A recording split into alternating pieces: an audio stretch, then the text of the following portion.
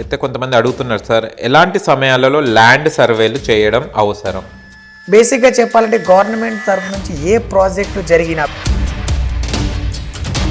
And చూస్తే government survey and private సర్వేకి తేడా ఏంటి సార్? సర్వే ఆఫ్ ఇండియా అనేది ఆల్మోస్ట్ మన ఇండియా వైడ్గా టోటల్గా ఈ ప్రపంచం మొత్తాన్ని కూడా ఒకసారి సర్వే చేయడం జరిగింది.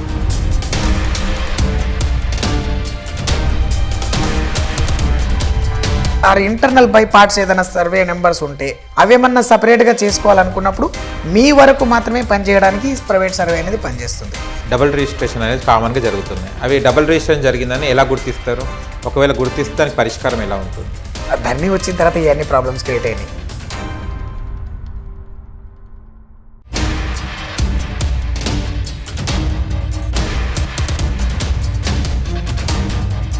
హాయ్, హలో, నమస్తే, welcome to social post TV. నేను మీ యాంకర్ పప్పు. ఈరోజు మనతో స్పెషల్ గెస్ట్ ఉన్నారు. ఆ గెస్ట్ ఎవరు కాదు, RNR civil surveyor and digital land surveyor Nagara Ramesh గారు మనతో ఉన్నారు. కొంచెం ల్యాండ్ విషయాలు ఏంటియో అవి, కొంచెం ల్యాండ్ గురించి చాలామంది సర్వే ఎలా చేయాలో తెలియదు, అసలు సర్వే ఎలా చేయించుకోవాలో తెలియదు. ఆ విషయం మీద సార్ని అడిగి తెలుసుకోవడానికి ప్రయత్నిద్దాం. నమస్తే సార్. నమస్తే సార్. ఎలా ఉంది సార్? బాగున్నాను సార్. మీరు ఎలా ఉన్నారు సార్? చాలా హ్యాపీగా ఉన్నాను. చాలా సర్వేలు చేస్తుంటారు, చాలా మందికి అవగాహన ఉండదు, సర్వే అంటే ఏంటిదో కూడా తెలియదు. Yes sir. కొన్ని క్వశ్చన్స్ ఉన్నాయి సార్, మనకు చాలా మంది పంపించారు మనకి ల్యాండ్ గురించి. ఓకే. అయితే కొంతమంది అడుగుతున్నారు సార్, ఎలాంటి సమయాలలో ల్యాండ్ సర్వేలు చేయడం అవసరం?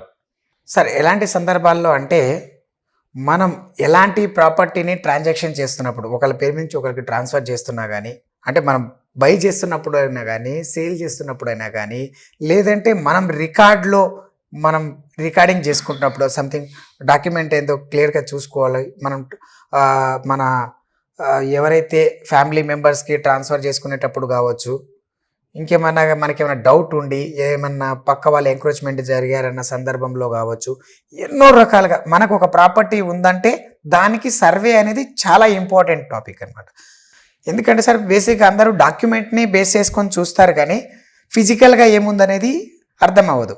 యాక్చువల్గా ఒక ఫిజికల్ పొజిషన్ యొక్క స్టేటస్ ఏంటిదని తెలిపేదే ఒక సర్వే రిపోర్ట్. అదర్ దెన్ దానికంటే మించింది ఇంకేం ఉండదు. మీకు ఎంత రికార్డు ఏమన్నా ఉన్నా కానీ అది కరెక్టా కాదా అనేది మాత్రం ఈ సర్వే రిపోర్ట్లోనే తెలుస్తుంది.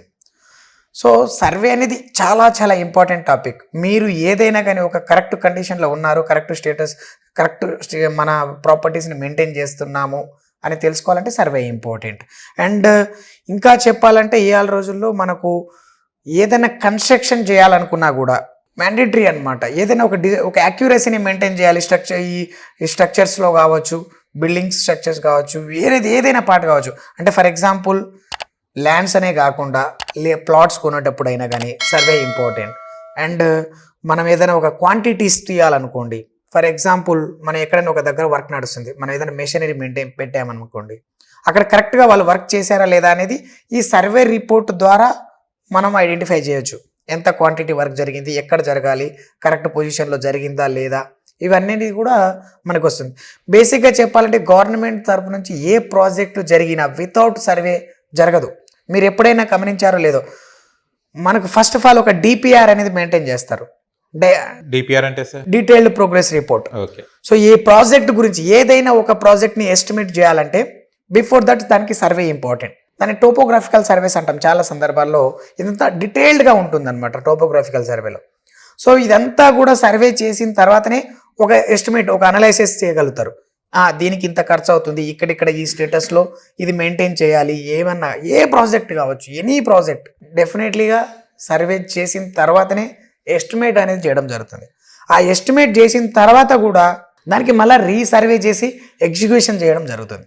మళ్ళీ ఎగ్జిక్యూషన్ అయిన తర్వాత కూడా కరెక్ట్గా చేశారా లేదా డీటెయిల్డ్ కూడా దాని తర్వాత కూడా మళ్ళీ అనలైజ్ చేసేసిన దాన్ని కూడా కరెక్ట్గా ఫైనల్ బిల్ చేయాలని కూడా మళ్ళీ సర్వే ఇంపార్టెంట్.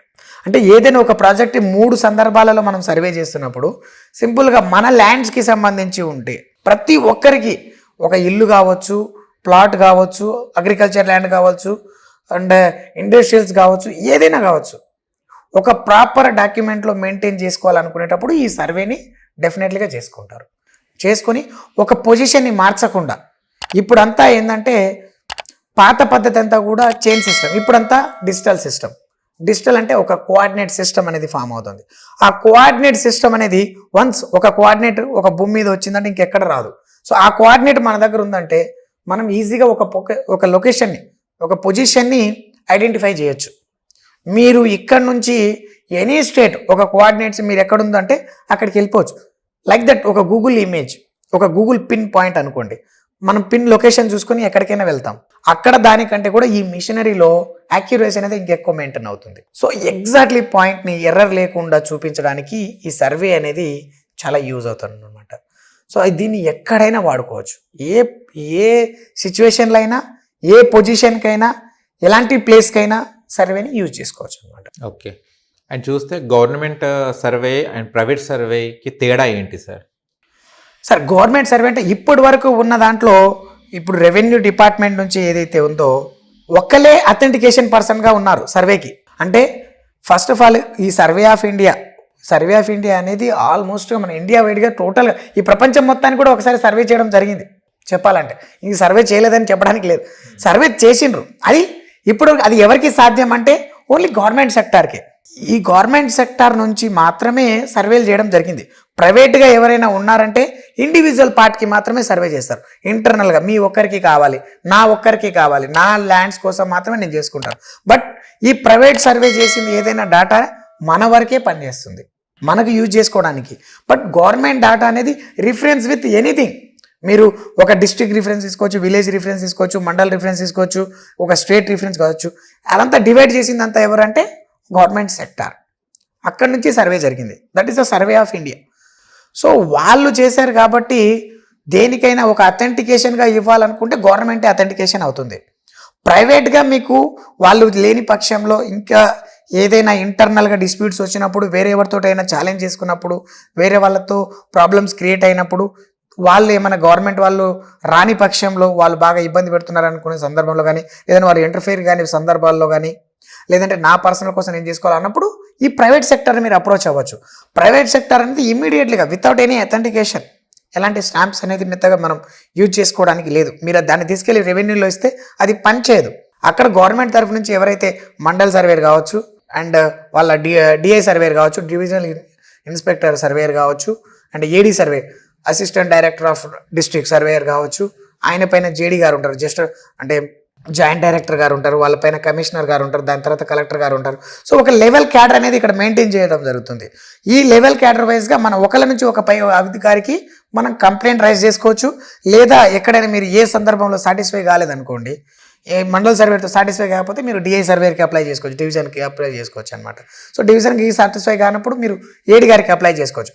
కొన్ని ఈ స్ట్రాటజీలో మీరు సాటిస్ఫై కానప్పుడు కూడా మీరు సర్వేకి అప్లై చేసుకోవచ్చు, పై అధికారికి చేసుకోవచ్చు, అప్పీల్ చేసుకోవచ్చు, మళ్ళీ వాళ్ళ ద్వారా సర్వే చేసుకొని కూడా మీ ప్రాబ్లమ్ని సార్ట్అవుట్ చేసుకోవచ్చు.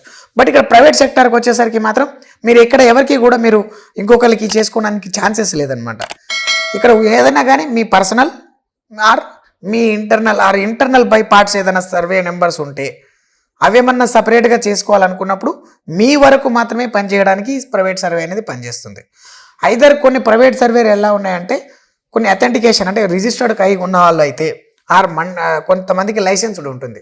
సో లైసెన్స్డ్ సర్వేర్ అయితే వీళ్ళ ద్వారా వీళ్ళ రిపోర్ట్ని బేస్ చేసుకొని మీరు లీగల్గా కోర్టుకి వెళ్ళి ఫైట్ చేయడానికి కూడా ఛాన్సెస్ ఉంటుంది.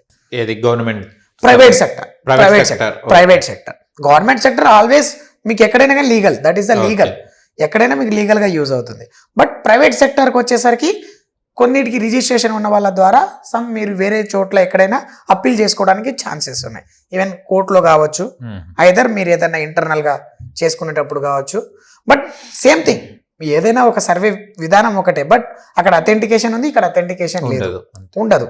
మీరు ప్రైవేట్ సర్వేకి అయితే ఈ రోజు అప్లై చేస్తే ఈ రోజు, లేదంటే రేపు అంటే రేపు, మీరు ఎనీ టైం అవైలబుల్ ఉంటారు. వాళ్ళకి అక్కడ అలా కాదు, టైం పీరియడ్, ఒక షెడ్యూల్ టైం ఉంటుంది. ఆ షెడ్యూల్ టైంలో వచ్చి మాత్రమే సర్వే చేస్తారు. అదర్వైజ్ వాళ్ళకు డైరెక్ట్లీ వచ్చి సర్వే చేయాలి అంటే ఆ ప్రాసెస్ అనేది లేదనమాట. వాళ్ళకి ఏదైనా కానీ ఫస్ట్ అప్లై చేసుకున్న తర్వాత ఒక డీడీ కట్టడం, ఒక చలాన్ కట్టడం, ఆ పద్ధతిలో వెళ్తే వాళ్ళందరికీ నోటీస్ రిలీజ్ చేయాల్సి ఉంటుంది. అంటే మీ సర్వే జరిగినా కానీ మీ చుట్టుపక్కల వాళ్ళందరూ కూడా వచ్చి దాన్ని సహకరించాలి. ఎవరికైనా ఏమన్నా డిస్ప్యూట్స్ ఉంటే మీరు అక్కడ చూసుకోవచ్చు. వాళ్ళ యొక్క ల్యాండ్స్ వేరే దాంట్లో వెళ్ళిపోయినా, ల్యాండ్ తగ్గినా పెరిగినా ఎవరి దాంట్లో ఉందని చెక్ చేయడానికి ఛాన్సెస్ ఉంటుంది. ఇంకోటి పక్క అందరితోటి సమానంగా చేయాలి, అందరికీ సాటిస్ఫై చేయాలనేది ముఖ్య ఉద్దేశం దాని యొక్క. ఓకే. ఎవరి దాంట్లో ఎవరికి డిస్ప్యూట్స్ ఉండకూడదు అనే కాన్సెప్ట్ మీద ఈ గవర్నమెంట్ సర్వేలు అనేది ఆ పద్ధతిలో ఇప్పుడు కాదు, మనకు 1917 నుంచి అప్పటి నుంచి కూడా ఈ గవర్నమెంట్ సెక్టర్లో జరుగుతున్న దగ్గర నుంచి అదే పద్ధతిలో సర్వేలు చేయడం జరుగుతుంది. అప్పటి నుంచి ఇప్పటిదాకా మనకు డిజిటల్ సర్వే అనేది జరగలేదు. ఇప్పటికీ కూడా మనమంతా చైన్ సిస్టమ్నే వాడుతున్నాం. సో ఈ చైన్ సిస్టమ్ అనేది ఎప్పుడో మన నిజాం కాలం నుంచే స్టార్ట్ అయింది సర్వేలు. సో అప్పటి నుంచి అదే పద్ధతిని వాడడం జరుగుతుంది. కొన్ని స్టేట్స్ మాత్రం ఇప్పటికీ డిజిటల్ని మెయింటైన్ చేస్తున్నాయి. ఈవెన్ దోస్ ఇప్పుడు చెప్పుకోవాలంటే ఏపీలో కూడా ఆల్మోస్ట్ 70 to 90% ప్రాజెక్ట్ కంప్లీట్ అయిపోయింది, అంత డిజిటలైజేషన్ అయింది. ఈవెన్ దోస్ బీహార్లో కూడా డిజిటలైజ్ అయిపోయింది, కర్ణాటక డిజిటల్ అయిపోయింది, మహారాష్ట్ర డిజిటల్ అయిపోయింది. ఇంకా తెలంగాణలో మాత్రం ఇంకా కాలేదు. సో దానికి నా అంచనా ప్రకారం వితిన్ 6 monthsలో స్టార్ట్ అయ్యే ఛాన్సెస్ కూడా ఉన్నట్టు నాకు అనిపిస్తుంది. ఎందుకంటే నేను కూడా రెగ్యులర్గా దీన్ని ఫాలో అవుతుంటాను.